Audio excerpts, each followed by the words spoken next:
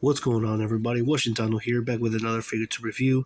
And first of all, I want to wish you all a happy Friday the 13th. For this review, we're going to be reviewing another Neca figure, Ultimate figure, and this is Friday the 13th, Part 4. The final chapter is what it's titled. As you can see in the cover of the box, is the same cover that Neca uses from the cover of the movie. Like you see right here, with the Jason mask and then the knife stab right in the eye hole. Yeah, that always gives us that gesture of that same cover from the movie. It was a good filming. I mean, it came out over in April 13, 1984, directed by Joseph Zito, and the character who played this Jason was Ted White. The only thing I don't like about it is how they put the final chapter on top, which really it was never the final chapter. There were obviously a lot more sequels after this film, and also there was that crossover with Freddy. So yeah, I think that I should have just put part 4 instead of the final chapter, which really was never the final chapter. On the side of the box, you see again the logo of Friday the 13th with the promotional picture of the character and Neca, and then his real toys. The other side of the box also similar thing as you see on the other side too. The bottom of the box, you see the logo, the licensing barcode, and the people who created this action figure. The top part of the box, again, the logo of the movie Friday the 13th, final chapter, or part 4, how it should have been. On the side is the warning children hazards and 17 and up. In the back side of the box, you get a good promotional pictures of the figure and its accessories, something that we're going to see in a little bit. A little bit of readout right there. You want to read it, feel free to pause it and read it if you like. The bottom of the box, also more promotional pictures of the figure. Another thing that I love about these Ultimate figures is he's got this little flap that you can open with a promotional picture of the figure and the figure exposed right there in the window box, along with accessories, something that we're going to see in a little bit. So awesome. So yeah, let's get this guy open so we'll have a closer look at him. Okay, here we have the figure, and we can start off with the measurement tape. And Jason does a little bit above 7 inches, like 7 inches and a half, what turns out to be 7 inches and a half, turned out to be 19 centimeters, almost those 20 centimeters, those 8 inches that he could have had. But yeah, this is Jason from the movie Friday the 13th Part 4, and obviously it's almost the same molding as the third film of the Jason that we reviewed a couple months ago. For example, right here, the guy on the left here, he's Jason from the third film, and this is the Jason from the fourth film. They're obviously played by different actors. Richard Brooker played the Jason from the third film. Ted White played Jason from the fourth film. They appear to be the same height, almost the same scale. Maybe this guy's a little bit taller. That's what it appears on the camera. And obviously the molding seems the same, almost the same. I mean, like especially like the clothing, the jackets, they're obviously the almost the same molding. And like for example, this jacket is sound like it appear like an orange, not orange, green, almost like olive green. Yeah, and this jacket's a little bit darker, symbolizes like dirty, wet, or like dirt or something, and like it's more like a more brown color, like a brown kind of color, like a green that's turning already brown. And the jeans, obviously, they're almost the same mold. Obviously, the difference is the color. This guy's wearing blue jeans. This one seems to be wearing like slacks or something. From the backside, obviously, the Jason from the third film, this guy appears to have some sort of like lumpy back right here, this lump over here. And this Jason over here in the backside, he does not have well, it's not too noticeable. I mean, I guess he might have that lump, but if you turn him from the sides, obviously you can see This Jason appears to have some sort of lump on his back here. And yeah, the shoes are actually the same shoelaces, the same molding, so not a lot of difference right there. And the hands, obviously, there's a difference. The fingernails, this Jason appears to have this fingernails. They're dark, ugly, dark fingernails. Maybe it looks more monstrous, I guess.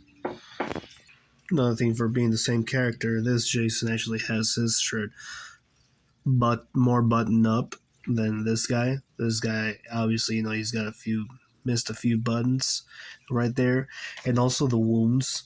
The wounds are like they're painted, like maybe like blood stains are in here. This Jason, and in this one, he does not have any of them, and like maybe like some maybe some dry brush right here of some blood right there that's already drying off or something. He does not have that same wound on the right side of his knee. That's another thing that I noticed. And obviously that blood that's like dripping down his neck right here. And obviously the gash. The gash, this was the undamaged Jason. The other damaged Jason, obviously he did have that gash. Like he has it on this film right here, on the mask right here. And obviously the faces are a lot different. Obviously Jason has those deformities, but obviously in every film it's always more different, more monstrous. Like this side right here. These are faces that only a mother can love, obviously. And yeah, this the gash that he has from the previous film, and obviously he's gonna have another one that we're gonna see in a little bit. But yeah, they're all both bald headed, maybe with a strip of hair maybe somewhere around there hanging out, but it appears that he doesn't. I don't know, maybe he has like a bane right here. I don't know if it's a strip of hair, it's hard to tell. Or another one right here too. Yeah, I think they're veins. Like this guy, he does not have any of that, but he does. So yeah, this guy appears to be having a bigger head than the other Jason. So yeah. Well, that's it for comparisons. Now let's talk about the figure.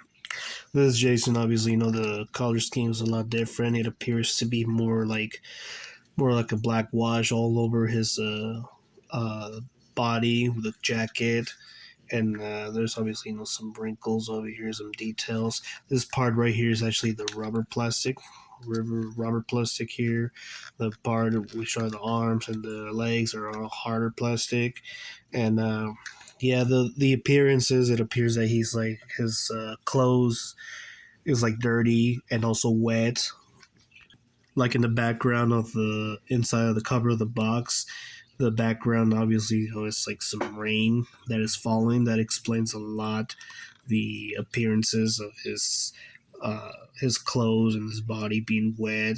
Obviously they didn't mold it any like raindrops or like nothing, but it does appear, it gives that appearance that he's been out in the rain and he's wet. So yeah, we already talked about the red stains as well. So yeah, there's like very dried off red. That explains obviously the blood that was dripping on his neck. Obviously, the film, took 2 years to make the sequel to this one, so that blood would have already dried off a long time ago. But yeah, if he ever had some blood stains or any injuries or signs of injuries, they would obviously end up washing off from the rain. And obviously, this blood right here seems to be drying off. Obviously, it's like maybe from one of his earliest kills, and yeah. For accessories, obviously, you gotta love the alternate versions because they're always packed with accessories. This one actually has 9 in total, unless you want to take the mask off from the hat to interchangeable, which leads up to 10. But yeah, that's really up to you uh, how you wanna count the accessories. But yeah. One of the accessories is actually the Pamela Voorhees headstone from 1930, 1979. And yeah, it's really simple. Just like it's all gray and then like just the names. Nothing on the bottom or the back. And it's pretty light too. I thought it was, since it's like a really hard plastic, I thought it was going to be a little heavier, but it's pretty light. Nothing really, heavy.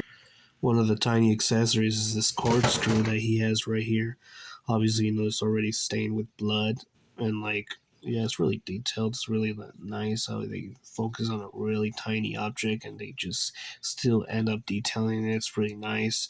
Obviously, he jabbed this corkscrew in somebody's hand in the film, and obviously, it's got that blood painted all over in there. It's awesome.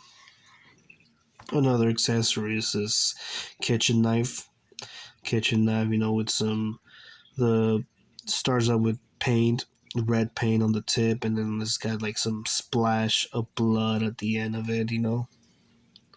So it's like, yeah, it's like I just wonder how they managed to do that because it looks really great how they put the like really accurate like how a knife would have been actually used in the film, like stab it with the tip, and then like you see some really small blood stains like splash at the end of the knife. Looks really nice.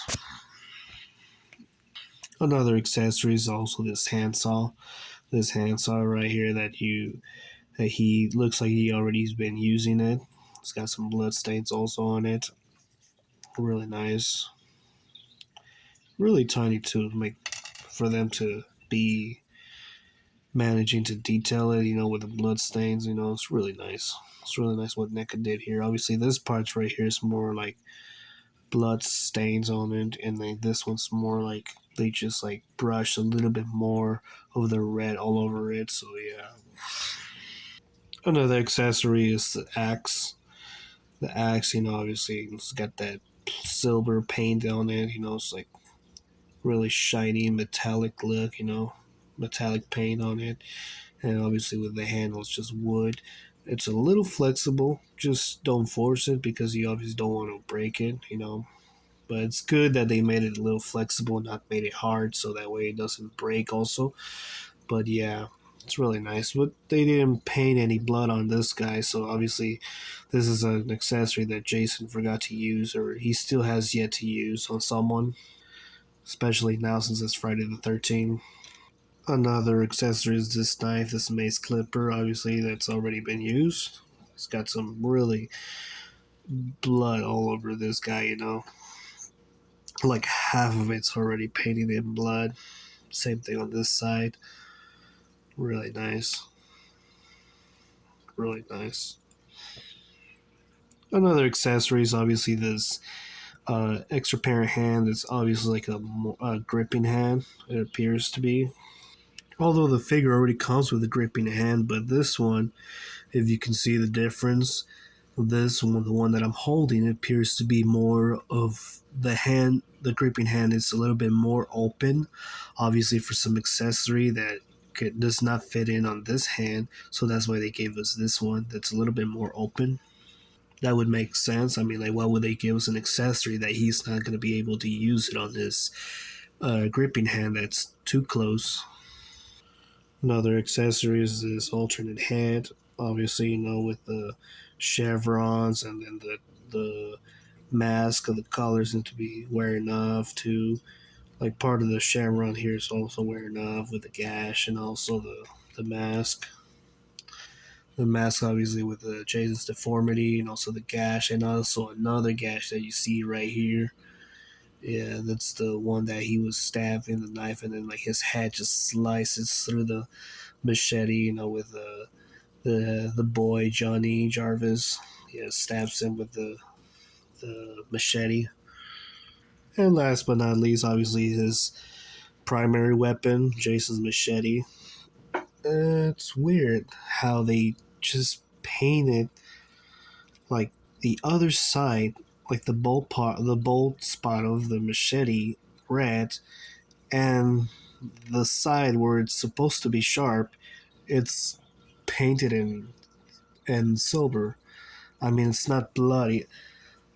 I don't know why the hell they did this, but the part that is supposed to be bloody is obviously the sharp side, not the ball side.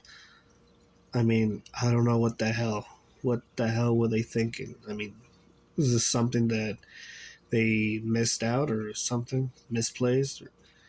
To me, maybe he did use the machete and he obviously sharpened it, and obviously the sharp side, obviously it's like not bloody. I don't know. I guess, I mean, like, the machete's all red, and except the one part that is supposed to be all red, it's not red. It's just, yeah, it's just clean that side. But yeah, strange. And obviously, there's no other alternate hand for his left hand for Jason. The only thing that he can hold on to his accessories is his right hand. They all fit in well in his right hand. The corkscrew as well, the mace clipper, the axe as well. Although I would have loved to have an alternate left hand so that way he could be using the axe with both of his hands. Obviously, an axe is used for both hands, so yeah, it sucks they didn't give us an alternate hand for the left hand. And also this part, it kind of slices a little bit down, so I try to angle it this way so that way it doesn't slide off his hand. So yeah. And also the more open gripping hand is used for holding the handsaw. And his primary weapon, the machete. Now that I switched up the alternate head, this one, obviously the differences from this Jason alternate head and the other one that I just switched from right now. The difference, the color painting is obviously different.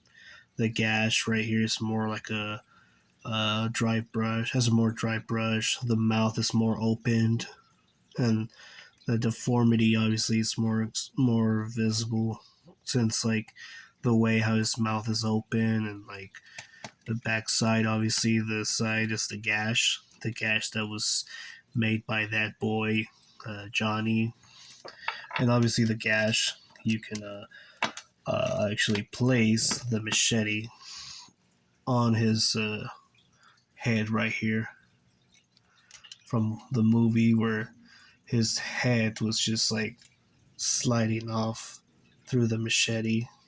So yeah, it's a really excellent texture what Neca did right here, you know. And obviously it's not that bloody. I mean, like it does have some blood painted on there. Obviously, he's got some splash over here on his head, and obviously the parts right here, you can see a little bit of red, dry brush in there. And the part that I was talking about, I thought this is where like strips of hair appeared to be some veins out of his head right here. But yeah, it's really nice, just as accurate, just as how you see it in the movie. That's how you see it in the figure. And obviously the differences from the alternate hand, also the eye is closed and this one's open, his left eye, and obviously the head, the mouth, they're they're different because when this one's open, this one's closed. Yeah, it looks really accurate, really nice. There's also that differences from the mask. Obviously the gash from this one, or maybe this one actually, the gash from the part up here appears to be more open than the one right here. I don't know why they went in that detail, but yeah, the line right here, it's differently than this one part, that's like a crack or something. And the chevrons on this one, there appear to be wearing off more than this one right here. So yeah, it's something that they just added so they make it look like it's not the exact same mask. So that's nice. For articulation, obviously Jason's head is on a bulge peck, which you can move left to right. You can obviously pivot side to side. For looking up, it's about this much, very limited. For looking down, very limited as well. For extension on the arms is about this much, really limited. He can do a full 360 for moving them all the way, rotation all the way around. He has a single hinge on the elbow, but can also rotate. No swivel on the bicep or anything like that. And obviously he has got that hinge and swivel on the wrist as well. Besides having that rubber plastic as a jacket, obviously he does have, some articulation on the torso and a swivel on the waist. And like He got ball joints on the legs, but he can do, split about this much. I mean, he's not Spider-Man, so don't expect him to do a full split. For kicking back forward, about this much. For he's got a hinge on the knee, about this much. He can also rotate the knee as well. He can also pivot the ankles and rock them. Hinge, very limited to. He's got the peg holes on the bottom if you guys want to get him on a stand. But yeah. For comparison size, here you have him with a Marvel Legends 6.5 figures from Hasbro. Two 6.5 DBZ characters from Dragon Stars. Two 7-inch luchadors from Jazzware, figures that you can check the review out on the channel. Two 7-inch and a half DC characters from McFarlane, with a 7-inch Dutch and a 7-inch Ellen Ripley, both figures from Neca. Here you have him next to another Monsterverse 8-inch Michael Myers and another Jason 7 inches and a half, both figures from NECA, all three of them. Here you have him with a 7 inches Freddy Krueger and with an 8-inch Jason from NECA. Two 9-inch Xenomorphs from NECA. And of course, two 8-inch Predator figures from NECA. So yeah, this is the review of Jason Part 4, aka the final chapter, which was never really was. What do you guys think of this figure? I mean, would you add it to your Friday the 13 collection? I highly recommend you this figure. Obviously, if you want to collect all of the figures that NECA are releasing from Friday the 13th. Obviously, the ultimate version, you're going to love it because of the ton of accessories it has. You got to love the paint job. You got to love the detail that they add on the character. It's a really nice figure. I highly recommend you it. I really hope you guys enjoy this figure, this review. Leave it a like if you did. Share and subscribe to the channel. That really helps a lot. And I really hope you guys have a happy Friday the 13th.